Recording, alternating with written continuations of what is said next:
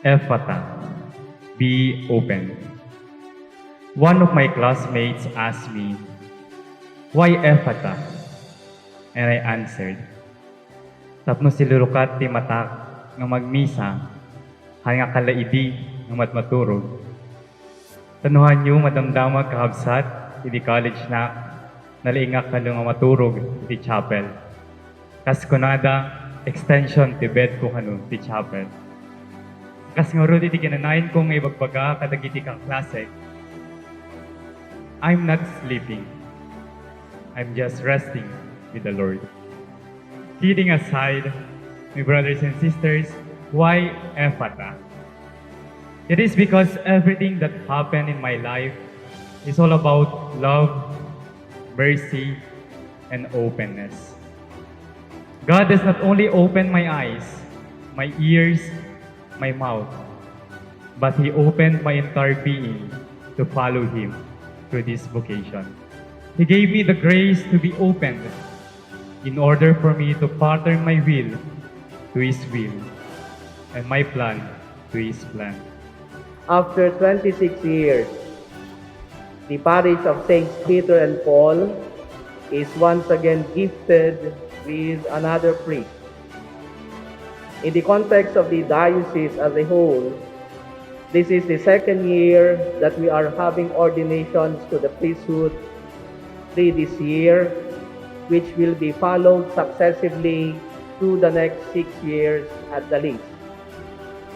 We thank the Lord of the harvest, who continues to send laborers into His harvest. Today, the Lord has sent one in the person of Reverend Frederick. Reverend Frederick, once ordained, you will have a power, but it is a power of service. You will share in the kingly function of Jesus as King, which is more of a pastor, shepherd, and servant. PCP 2 mentions, and I quote, "The community over which the priest presides is a ministerial or servant community." Very important in the ministry of the priest as a servant is his ministry for the poor, the homeless, the lonely, the marginalized, the oppressed. There are many poor in our society, and this includes not only the materially poor, but also the hopeless, the unemployed, the sinners, the children and youth who are products of broken families, those who have been in different addictions like drugs, alcohol, sex, technology, the persons with special needs, the elderly who have no one to care for, the street children, the seriously ill. To them, the church would like and would have to reach out and bring Christ to them.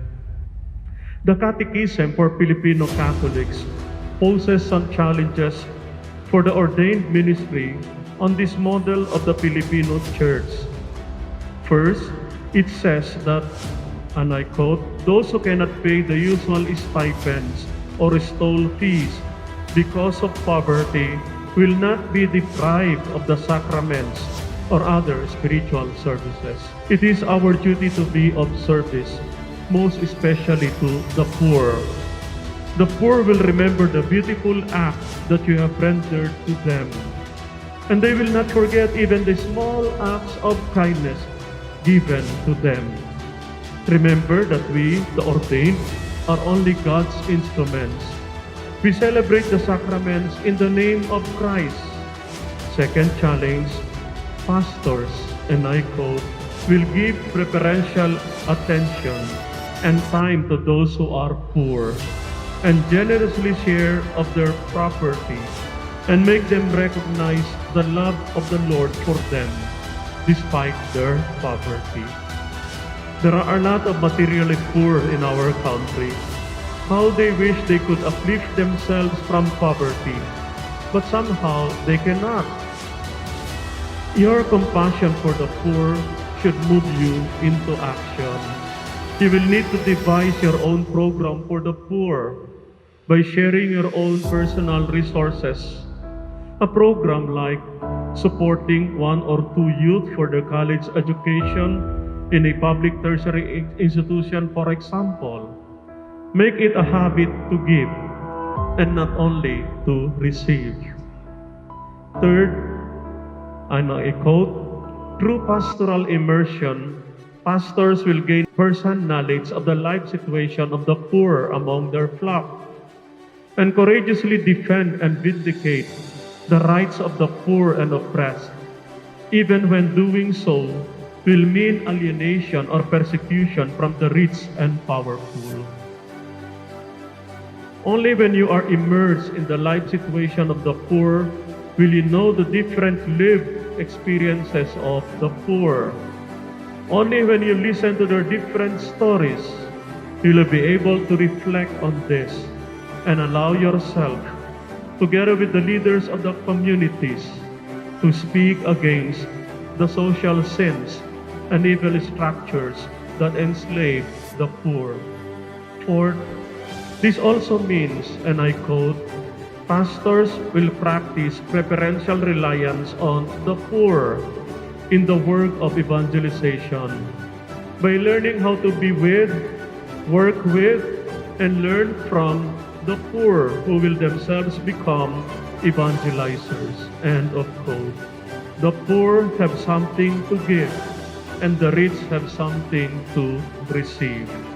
We can learn a lot from the poor, especially on their trust and reliance on God, on their simplicity and humility, and even on their generosity. Reverend Frederick, by looking at the poor and being with them, you will have to maintain a lifestyle of simplicity. You will be showered later on by a lot of material blessings. Yet this should not dissociate you from the poor and invite you away from a simple lifestyle. Dawatak kuma iti kararagyo, ikararagan ta kami kuma, nga inaldaw apapadiyo. Dawatak iti kararagyo kada kami, aglalo iti kararagyo kanya, tapno iti kasta, makatulnugak iti daytoy a bokasyon na nakaawagak. Ikararagan da kuma, tapno agbalinak na pudno apadi ni Kristo. Manen kabsat, na impuswan ang panagyaman ko kada kayo amin. Reverend Frederick, develop the art of listening, the art of speaking, the art of having an inclusive attitude, and a heart for the poor.